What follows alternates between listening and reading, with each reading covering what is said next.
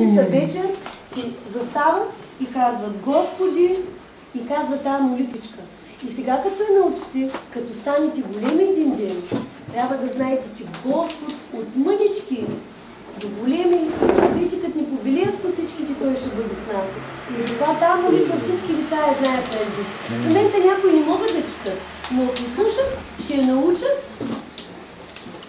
и постоянно ще я казваме на нашия Господ. Искате ли да повтаряме сега? Без мене.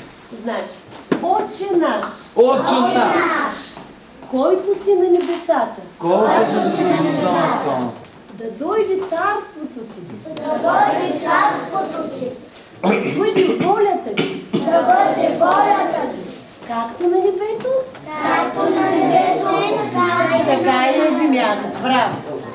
Насъщния хляб, дай ни днес и прости ни дълговете, и прости ни дълговете, както и ние прощаваме както и ние прощаваме на длъжниците си, на длъжниците си. и не ни въвеждайте в изкушение, И не ни въвеждай в изкушение, но пази ни но пази ни от кого?